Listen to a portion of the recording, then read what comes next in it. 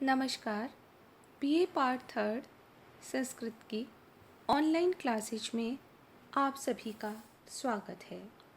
आज हम श्रीमद् भगवत गीता, जो कि महाभारत के भीष्म पर्व का एक अंग है, उसके द्वितीय अध्याय के बारे में विचार करेंगे। भगवान श्री कृष्ण ने अर्जुन को कुरुक्षेत्र की पृष्ठभूमि में 5000 वर्ष पूर्व जो उपदेश दिया, वह श्रीमद् भगवत गीता के नाम से विख्यात है। गीता का दर्शन के क्षेत्र में अद्वितीय महत्व है। यह आध्यात्मिक और व्यावहारिक सामग्री से परिपूर्ण है। गीता वस्तुतः सर्वशास्त्रमयी है, यानी इसमें सारे शास्त्रों का सार भरा हुआ है। स्वयं भगवान वेद व्यास ने कहा है, गीता सुगीता कर्तव्या किमन्यै शास्त्र संग्रहे या स्वयं पद्मनाभस्य मुख पद्मात् विनिसृता। भगवत गीता का प्रथम अध्याय उपोद्घात स्वरूप है, जिसमें दोनों पक्षों की सेनाओं का प्रदर्शन और अर्जुन के विषाद का वर्णन है। द्वितीय अध्याय अर्जुन के मोह को सुनकर श्री कृष्ण के उद्गार वर्णित हैं, जिसमें मुख्य रूप से सांख्य योग, निष्काम कर्म योग और स्थिति प्रज्ञ के लक्षणों का विवेचन किया गया है। द्वितीय अध्याय का हम प्रारंभ का श्लोक करते हैं। महाभारत युद्ध के प्रारंभ होने से पूर्व अर्जुन श्री कृष्ण से कहकर अपना रथ दोनों सेनाओं के मध्य ले जाते हैं, ताकि वो शत्रु कौरव पक्ष में आए हुए उन वीरों को भी देख सके, जो कि पांडवों से युद्ध करने के लिए उपस्थित हुए हैं।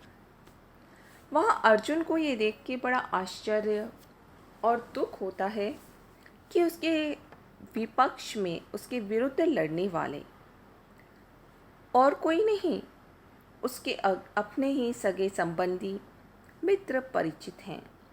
अर्जुन इस परिस्थिति को देख कर के मन से बहुत दुखी होता है। श्री कृष्ण उसे समझाते हैं। इसी का चित्रण करते हुए यहाँ संजय अंध नरेश धृतराष्ट्र से कहता है, तम तथा कृपयाविष्टम अश्रुपूर्णाकुलेक्षणम विषीदन्तम इदं वाच्यम उवाच मधुसूदन कृपया आविष्टम।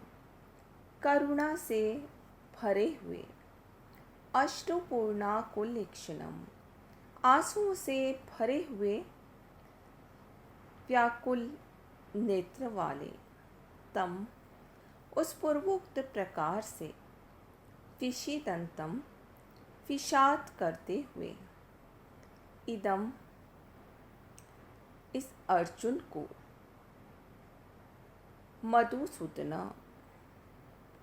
मधुसूदन भगवान श्री कृष्ण ने इदम वाक्यम उवाच, यह वचन कहा। भगवान कृष्ण के लिए यहाँ मधुसूदन शब्द का प्रयोग किया गया है और वाक्यम के साथ इदम विशेषण देकर के संजय ने धृतराष्ट्र को मानो चेतावनी दी है कि भगवान श्री कृष्ण पहले भी देवताओं का अत्याचार करने वाले मधु नामक दैत्य को मार चुके हैं, और वो भगवान कृष्ण युद्ध से विमुख हुए अर्जुन को आगे कहे जाने वाले इन वचनों के द्वारा युद्ध के लिए प्रेरित कर रहे हैं। ऐसी स्थिति में हे धृतराष्ट्र, आपके पुत्रों की विजय कैसे होगी? श्री भगवान उवाच। आगे भगवान कहते हैं अर्जुन को, कुतस्त्वा कश्मलम इदम विश्मे समुपस्थितम अनार्य जुष्टम स्वर्गम अकीर्तिकरम अर्जुन। हे अर्जुन, अनार्य जुष्टम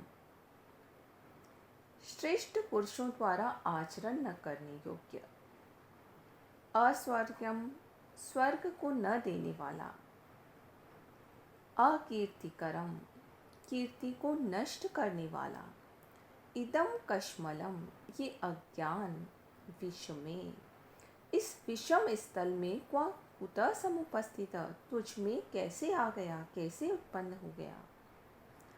युद्ध क्षेत्र में श्री कृष्ण ने जब अर्जुन को युद्ध से विमुख देखा तो उसे समझाते हैं। अपना उद्बोधन देने से पूर्व उसकी भूमिका बांधते हुए वो कहते हैं अर्जुन से कि तुम्हारी ये पलायनवादी प्रवृत्ति कैसे हो रही है। इस विषम स्थल में तुझ में ये अज्ञान कहाँ से आ गया है अर्जुन। अनार्य जुष्टम जो श्रेष्ठ पुरुषों के द्वारा आचरण करने योग्य नहीं है, अस्वर्गम स्वर्ग को भी देने वाला नहीं है, अकीर्तिकरम कीर्ति को नष्ट करने वाला है, इदम कश्मलम ये अज्ञान।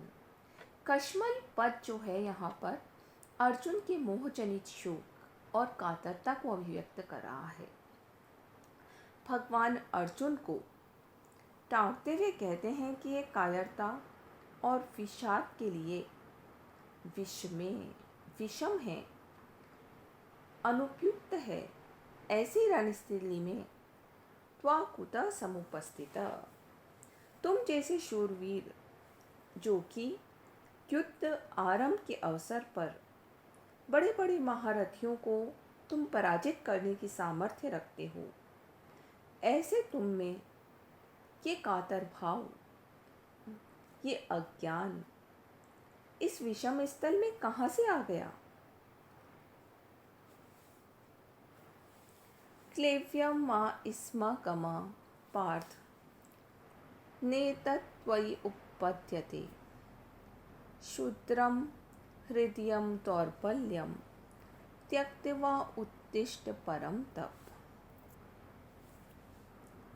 श्री कृष्ण अर्जुन के हृदय में विद्यमान संशय या दुर्बलता को दूर करके उसको पुरुषार्थ के लिए प्रोत्साहित करना चाहते हैं।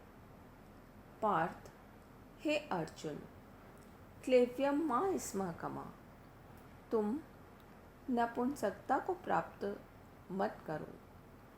एतत्वयि न उपपद्यते यह तुम्हें शोभा नहीं देती।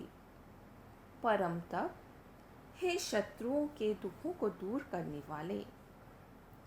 शूद्रम हृदय दौर्बल्यम अपने तुच्छ हृदय की दुर्बलता को त्यक्त्वा छोड़ करके उत्तिष्ठ तुम उठो, युद्ध के लिए खड़े हो जाओ। परानि शत्रुन तापयति इति परम तप शत्रु को पीड़ित करने वाला यह विशेषण आया है यहाँ अर्जुन के लिए कि हे अर्जुन, तुम नपुंसकता को प्राप्त मत करो, ये तुम्हें शोभा नहीं देती। तुम तो शत्रुओं को तपाने वाले हो, दुख देने वाले हो। अपने हृदय की जो तुच्छ दुर्बलता है उसे छोड़ो और युद्ध के लिए उठकर खड़े हो जाओ।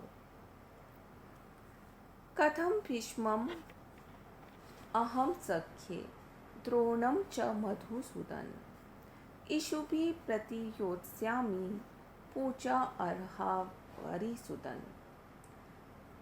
जब श्री कृष्ण ने अर्जुन से अपने हृदय की तुच्छ दुर्बलता को छोड़कर युद्ध का आह्वान किया तो अर्जुन बड़े पशुपेश में पड़ गए, क्योंकि कौरवों के विरुद्ध युद्ध करने की उनकी स्थिति हृदय की कायरता के कारण नहीं थी, अपितु वो तो अधर्म के डर से ऐसा करना नहीं चाहते थे। इसी बात का स्पष्टीकरण प्रस्तुत श्लोक में वो भगवान श्री कृष्ण को दे रहे हैं कि हे मधुसूदन, श्री कृष्ण अहम में संख्ये रणभूमि में युद्ध में भीष्मम द्रोणम पति भीष्म पितामह और द्रोणाचार्य जैसे महान योद्धाओं के प्रति ईशु भी बाणों से कथम योत्स्यामि, कैसे युद्ध करूँगा। अरिसुदन, हे शत्रु संतापक, तव पूजा अर्हो, वे दोनों तो पूजन करने योग्य हैं। जिनके चरण पूजने चाहिए उनका मस्तक छेदन मैं कैसे कर पाऊँगा। अपने संदेह का समाधान करते हुए अर्जुन सर्वप्रथम भीष्म और द्रोण के बारे में पूछते हैं। इन दोनों के प्रति अर्जुन के हृदय में बहुत सम्मान था और दुर्भाग्य से आज दोनों ही उनके प्रतिपक्षी के रूप में सामने खड़े थे। गुरून् हत्वा हि महानुभावान् श्रेयो भोक्तुं भीष्ममपि हलोके हत्वार्थ कामांस्तु कुरूनिहेव भुञ्जीय भोगान् रुधिर प्रदीप्तान्। श्री कृष्ण अर्जुन के सम्मुख अपने हृदय में विद्यमान शंकाओं को प्रस्तुत कर रहा है। वो अपनी तृष्णा के वशीभूत गुरुजनों को धन लोलुप स्वीकारता हुआ कहता है कि इस रक्त रंजित विजय से मुझे कुछ भी फायदा नहीं लगता। महानुभावान कुरुन अहत्वा, महानुभाव गुरुजनों को अहत्वा न मारकर ही इस श्लोक में भिक्षम भोक्तुम, भिक्षान्न का भोग करना भी अपि श्रेयस्कर, मेरे लिए श्रेयस्कर होगा, कल्याणकारी होगा। क्योंकि गुरुजनों को मारकर